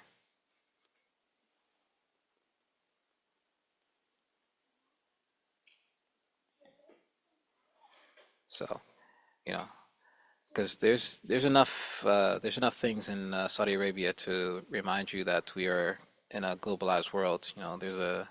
There's a McDonald's and Five Guys and all that type of stuff right outside the Haram. Or actually, you could say within the Haram, but outside of the actual precinct itself. Yeah. The first and only time I've ever had Five Guys was in Mecca.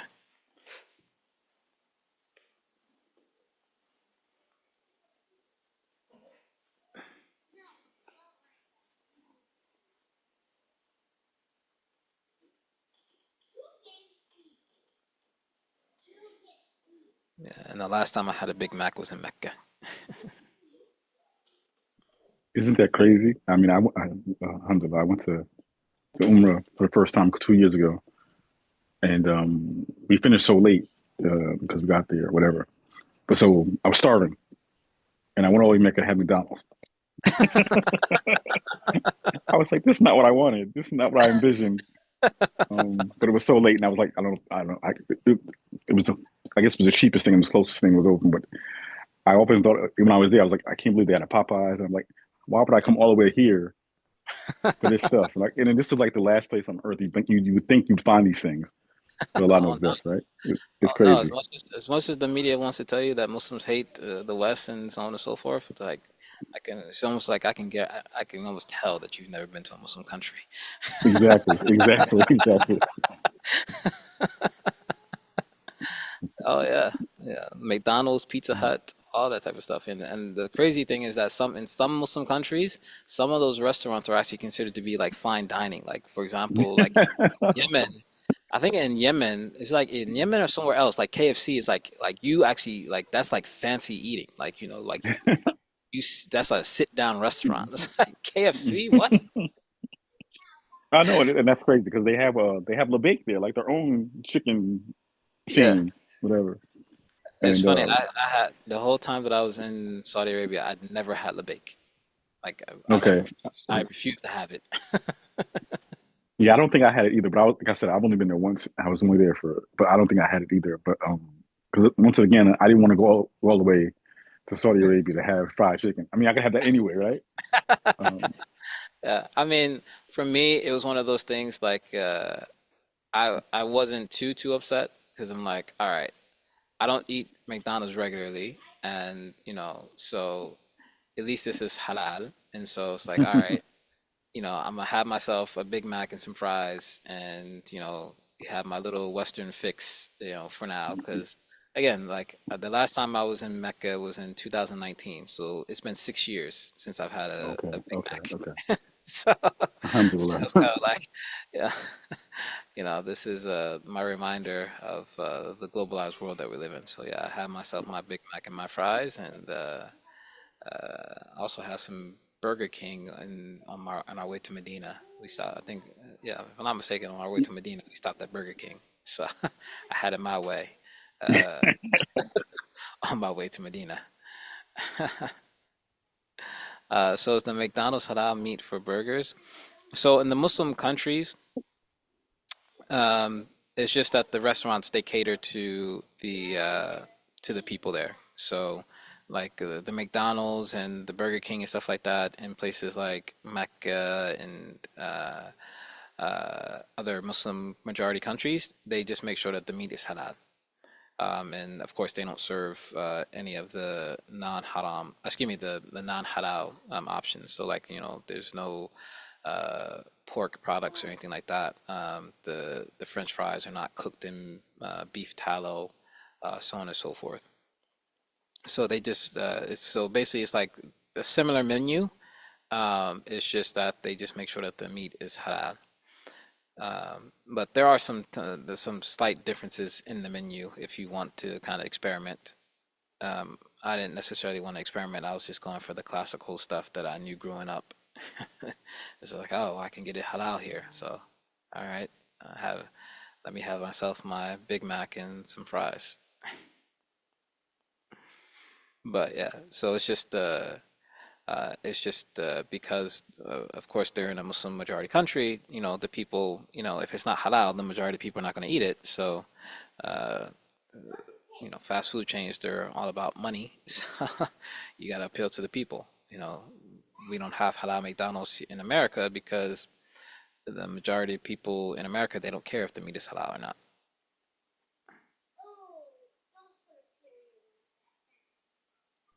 Which is funny because I think it's in Queens or maybe it's either got to be Queens or Manhattan. One of the McDonald's is I forgot where it is offering a halal option, so you can get and there are Yeah, a I lot of think, more and there are a lot more commercial restaurants that are either going halal or offering halal. yeah, I think in Michigan, where they have a large Somali Muslim population, that they have like some of the more popular chain restaurants are offering halal options because of the large Muslim populations that are there. So yeah, I mean, occasionally you will find, even in America, uh, uh, places that are gonna cater to Muslims.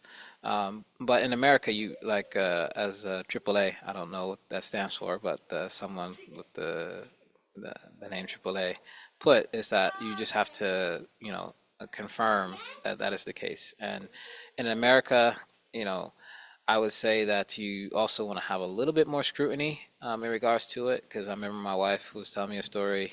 So when me and my wife got married, there was a Chinese Muslim woman who, alhamdulillah, had agreed to cater our wedding. And so she was telling us a story about a situation where she was at some type of event and she had set up her food stand, and a friend of hers who's not Muslim had also set up a food stand. And so it was a event where I don't forget if it was a Muslim event or if there was just a lot of Muslims there. But anyway, the Muslims were coming up to this non-Muslim woman who has set up her food stand and asking her, like, is your meat halal? And she's just saying, yeah. And so this happened a number of times. And so eventually she goes to her friend who is Muslim and she's like, what does halal mean? Because everyone keeps asking me if my ear is halal, and I can just say yes because I want them to buy it. It's one of those things where, yeah. And the thing is that the unfortunate thing is that I've had my own experiences like that. Like, I remember my mother had told me about some type of restaurant that she was assuming was halal. So I called them and I'm like, is your meat dhabiha? And the person that was on the phone with me, he's like, oh brother, we don't serve pork. We don't serve pork here. I'm like, no, is your meat dhabiha? Like, oh brother, we don't serve pork here. I was like, is your meat dhabiha? And he's like, no, it's not. I was like, come on, like, just because you don't serve pork does not make the meat halal. So. And then, of course, there's going to be the question of what are we going to consider to be halal. So that's a whole nother discussion. Yeah, I mean, but yeah, generally speaking, if you're in a Muslim country, you can assume that. I remember me and some of my classmates when I was still in Yemen, we had traveled to Dubai together for an event, and we were all from Western countries. Uh, uh, and so we had traveled to Dubai, and we went to a restaurant. And all of us being from the West, we just naturally, as a way of like training and default, we had asked the waiter, I was like, so is all the meat here halal? And the waiter's looking at us like, this is a Muslim country. We only serve halal.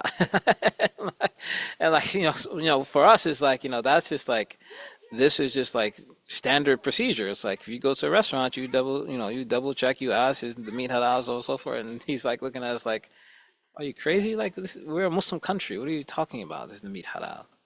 Like he was like, like very offended that we would question if the meat was halal.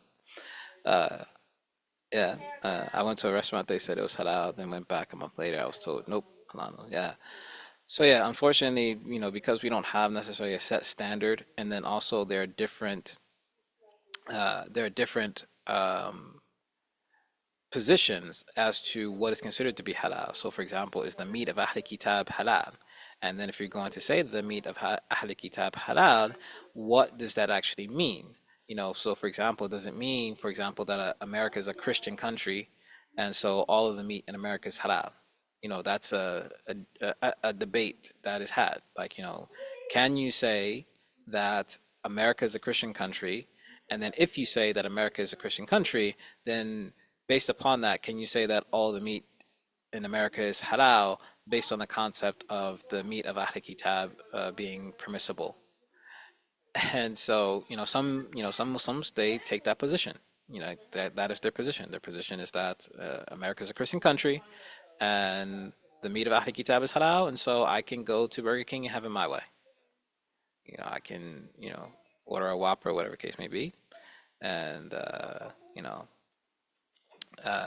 so on and so forth. And so, so because we don't have a set standard, depending on what a person's um, personal standard is in terms of what they are willing to consider to be halal meat, because the actual fiqh basis of meat is that meat is different from other things. That the default ruling on most things is that they are considered to be pure until we know otherwise. Meat is actually different. Meat is considered to be impure until we are certain that it is pure.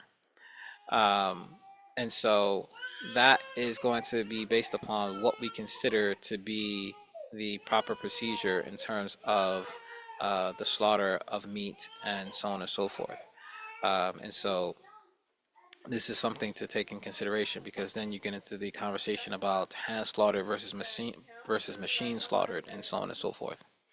And so it's one of those things that because there's not a standard, different people have uh, their different positions that they take on the matter, and it may not necessarily be the same as everyone across the board. I'm being told that organic straight from the farm is okay because it is fresher. Is that true? Because real talk, recently I haven't been feeling the meat overall. I'm about to just start cutting back on consumption. Because I was also told that it's okay to eat Chick-fil-A because it's by people of the book. Is that true? So the aspect of it being organic or straight from the farm, that gets into more of the realm of like how you want to how close to natural eating that you want to be, and how health conscious you may want to be, and so on and so forth. But when we're talking about the aspect of meat being permissible to consume, we're primarily talking about the way that the animal is raised as well as the way that the animal is slaughtered. And so when we're talking about the way the animal is raised, is that there are standards that we're supposed to have in terms of our treatment of animals before we go to consume that meat. So, for example, you're not supposed to have a situation where animals can see each other being slaughtered. Like, it shouldn't be a situation where you're slaughtering a sheep or a goat or a cow or a chicken in front of the other animals. That is not considered to be something that's permissible. That it has to be in a situation where the blade that is used is as sharp as it can be so that the killing can be done as quickly as possible.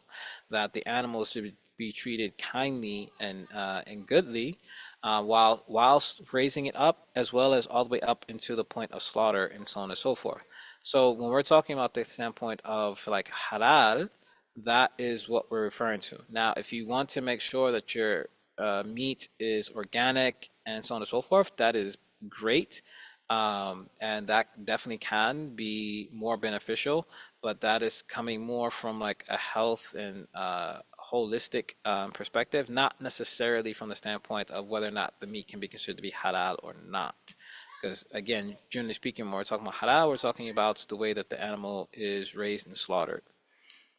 But in relation to what you're referring to as in relation to like Chick-fil-A and so on and so forth, is that there is a difference of opinion in regards to uh, uh, there's a difference of opinion in regards to the meat of Ahl Kitab.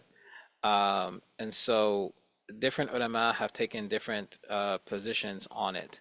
Like the most lenient position is what I had just said before, is that there have been, this is primarily from some of the ulama from Saudi Arabia, but not all of them. So for example, I've heard in a video clip, and Allahu Alam, nowadays with AI and stuff like that, you can't even confirm that if you see something on a video that it's actually truly that person. But in any case, like I've heard Sheikh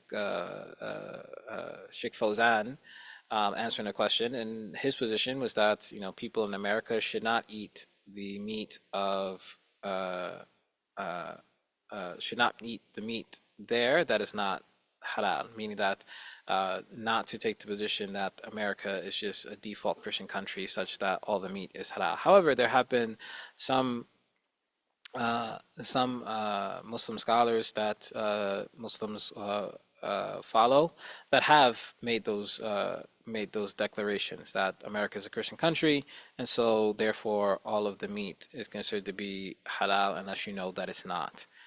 Um, whereas others have taken the complete opposite position, and that that you cannot defaultly say that America is a Christian country, therefore all the meat is permissible, but rather you need to ascertain if the meat has been properly slaughtered, such that you can call it halal. And so, for example, you have different Islamic slaughtering boards that will certify different restaurants and meat markets to say that they have properly slaughtered meat and so on and so forth. So in relation to Chick-fil-A, there were different situations that had arisen with Chick-fil-A and so on and so forth.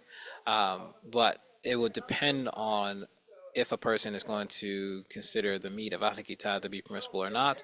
Because even in the case of the meat of Ahl Kitab being permissible, some scholars put conditions on it, meaning that that they had to slaughter the animal in a proper fashion, meaning like, they couldn't just be electrocuting the animal or just stunning the animal or whatever the case may be, but they had to slaughter it in an appropriate way, so on and so forth. And then there are some scholars have put other conditions. So it's one of those things that it's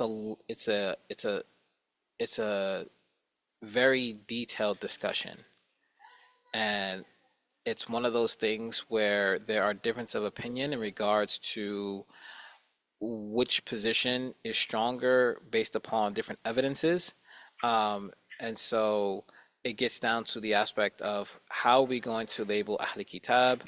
Is it a situation where by default, if someone is from Ahl Kitab, then all their meat is necessarily halal? And if we are going to put conditions on it, what are those conditions going to be, and so on and so forth? So it's a long discussion.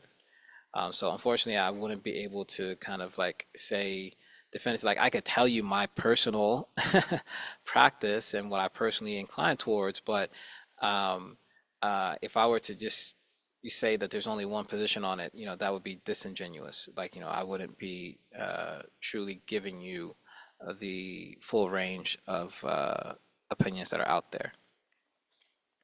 So what about halal meat that is factory slaughtered on machines?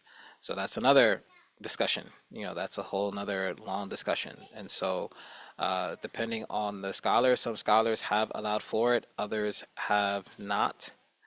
Um, uh, and so on and so forth, because even from the standpoint of different aspects of it is this consideration, okay, how does that affect the ruling? So for example, in some of these situations, there was the concept of like, if the Bismillah, of saying the Bismillah over the slaughtered meat, if it's on a recording, does that count as the saying of the Bismillah that would be permissible for the slaughter?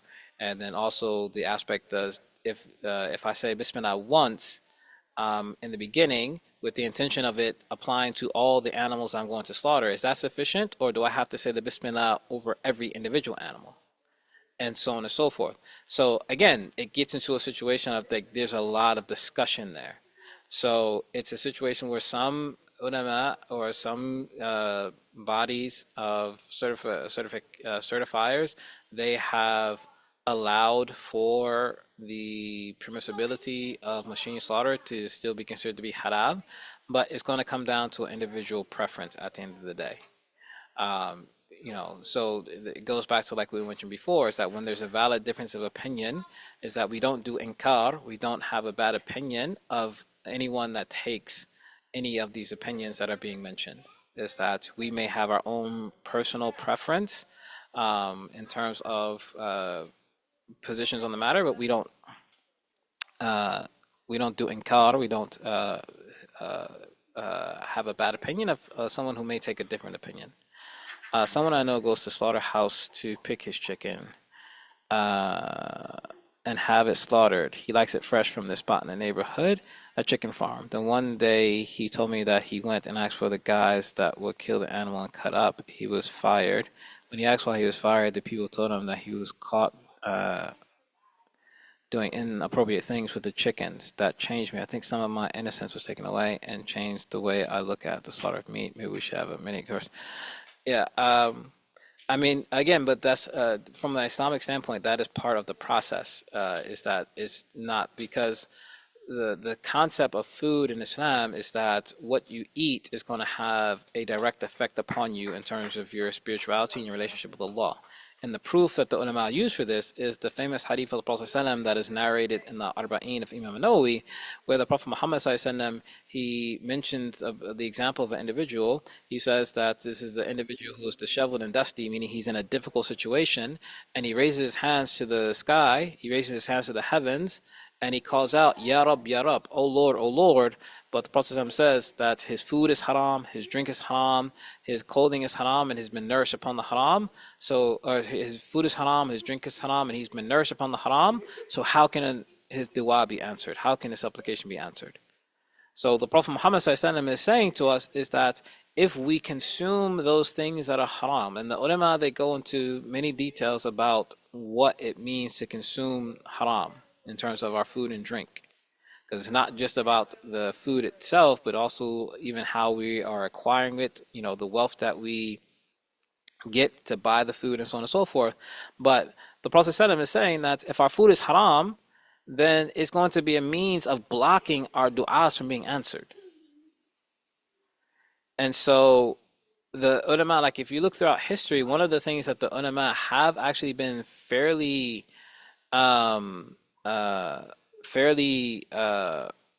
shadid about, or like scrupulous about, has been the food that they consume.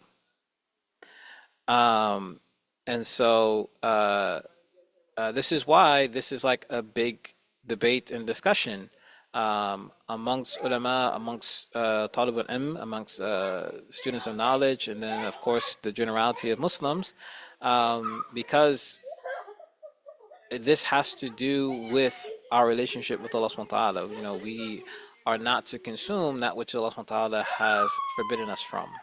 And again, like I said, is that the ulama, they say that, you know, the primary example of the effect that it can have is in this particular narration, where the Prophet ﷺ is saying that this person's dua is likely to not be accepted because of the things that he ate and drank, and the way that he nourished himself.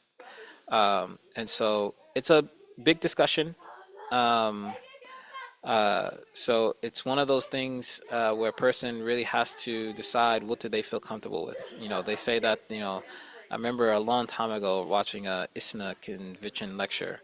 And one of the things that was mentioned by the lecturer was that, you know, she referenced the 3 M's, music, meat, and madhab. Meaning that these are 3 things that, you know, Muslims will debate about, you know, probably until the time of the Mahdi. Yeah, is music permissible or not? What constitutes halal meat? Does it have to be hand slaughtered or machine slaughtered, so on and so forth? And do we have to follow a madhab? And if so, which madhab is the best? And, you know, so on and so forth. So, you know, the 3 M's, as she referred to it. So, so yeah, but alhamdulillah. And so, as usual, it starts out usually a little slower in the beginning, but then as we get into it, things start to pick up, and then all of a sudden we see that we're actually, you know, over time. So, Jazakallah khair for everyone for being with us tonight, and inshallah we pray that if there was any benefit, that you will make dua for us, and know that any benefit, you know, the ultimate source is Allah subhanahu wa ta'ala, and all the mistakes have been mine, so please forgive me for my shortcomings and any things that have been misspoken. And may Allah subhanahu wa ta'ala bless you all and give you a very Mubarak and blessed month of Rajab. And may He allow for you to gain in this month and not detract in this month. And may He bless you in this month as well as in Sha'ban. And may He allow for us all to reach Ramadan and have a Ramadan like no others, and that will be accepted from Him, subhanahu wa ta'ala. And so, inshallah, we will leave you in Allah's care. Wa sallallahu ala Sayyidina Muhammad wa ala alihi wa sahbihi wa sallam. Allah subhanahu wa ta'ala alam wa subhanahu wa wakil. Assalamu alaikum wa rahmatullahi wa barakatuh.